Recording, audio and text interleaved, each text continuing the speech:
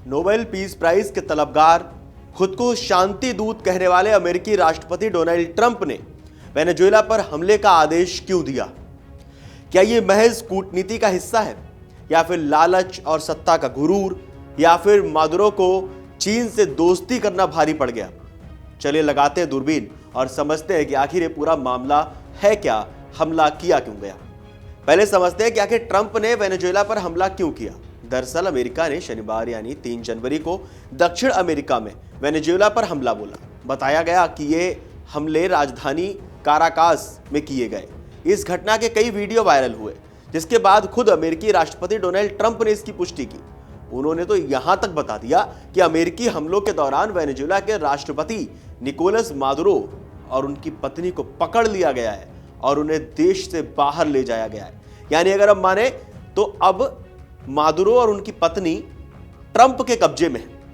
वहीं वेनेजुएला सरकार उन आरोपों को सिरे से खारिज कर रही है, जिसके तहत उस पर अवैध नशीले पदार्थों की तस्करी और अपने नागरिकों के दमन का आरोप लगाया जाता है। वेनेजुएला का आरोप है कि ड्रग्स के दावों को सिर्फ एक बहाने के रूप में इस्तेमाल किया जा रहा है, ताकि वेनेजुएला में सत्ता परिवर्तन या तख्ता पलट करके वेनेजुएला की विशाल तेल संपत्ति पर अमेरिका कब्जा कर सके। इस बीच बात यह भी सामने आई कि क्या वेनेजुएला के राष्ट्रपति निकोलस मादुरो की चीन के साथ बढ़ती नजदीकी भी इस हमले का कारण हो सकती है। दरअसल मादुरो की जिनपिंग से बढ़ती नजदीकी, जो उन्हें बचाने के लिए थी, अंततः उनके लिए मुसीबत बन गई।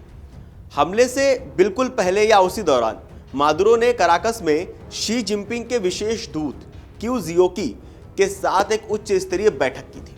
हुआ क्या था? इस बैठक में वेनेजुएला और चीन के बीच द्विपक्षीय सहयोग की समीक्षा की गई थी। मादुरो ने सार्वजनिक रूप से जिनपिंग को अपना बड़ा भाई बता दिया था और अमेरिकी दबाव के खिलाफ चीन के समर्थन की तारीफ भी कर दी थी। रिपोर्ट्स के मुताबिक अमेरिका के लिए यह बैठक एक रेड लाइन की तरह थी। यह संकेत था कि चीन अब केवल आर्थिक मदद नहीं कर रहा, बल्कि वेनेजुएला में अपनी रणनीतिक और संभवतः सैन्य पकड़ मजबूत कर रहा है। दूसरा सबसे बड़ा पॉइंट, सैटेलाइट फोन और खुफिया तकनीक का प्रदर्शन। कुछ महीने पहले सितंबर या अक्टूबर 2025 के आसपास की बात थी। मादुरो ने सार्वजनिक रूप से एक नया हुआवी फोन दिखाया था, जो उन्हें शी जिनपिंग ने गिफ्ट दिया था। मादुरो ने दावा किया था कि वो इस फोन के जरिए सीधे सैटेलाइट से जुड़कर जिनपिंग से बात कर सकते हैं और ये अमेरिकी जासूसी से सुरक्षित है। पश्चिमी सुरक्षा एजेंसियों के लिए यह सिर्फ एक फोन नहीं, बल्कि वेनेजुएला में चीनी सैन्य ग्रेड संचार तकनीक के आने का सबूत था। इसे अमेरिका के बैकयार्ड में चीन की खुफिया घुसपैठ तक माना गया। तीसरा पॉइंट, तेल और बुनियादी ढांचे पर चीनी कब्जा। हमले से कुछ समय पहले एक चीनी निजी कंपनी ने वेनेजुएला के तेल क्षेत्रों जैसे लेक मैराकेबो में $1 अरब का निवेश शुरू किया था और ड्रिलिंग प्लेटफॉर्म तैनात किए थे। मुसीबत की वजह की अगर हम बात करें तो अमेरिका ने इसे वेनेजुएला के ऊर्जा संसाधनों पर चीन के स्थायी नियंत्रण के रूप में देखा। यह डर था कि अगर अभी कार्रवाई नहीं की गई तो वेनेजुएला पूरी तरह से चीन का एक आर्थिक और सैन्य अड्डा बन जाएगा, जिसे बाद में हटाना नामुमकिन होगा अमेरिका के लिए।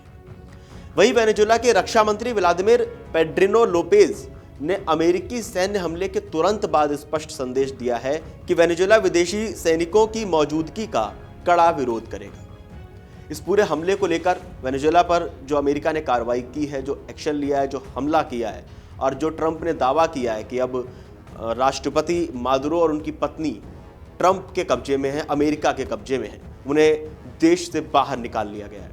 आपका क्या कहना है इस पूरे मामले पर, इस पूरे विवाद पर? हमें कमेंट करके जरूर बताएं और देश और दुनिया की तमाम बड़ी खबरें जानने के लिए देखते रहिए अमर उजाला। अगर आप ये वीडियो YouTube पर देख रहे हैं तो हमारे चैनल को सब्सक्राइब कर बेल आइकन दबाएं और Facebook पर देख रहे हैं तो हमारे पेज को लाइक करें।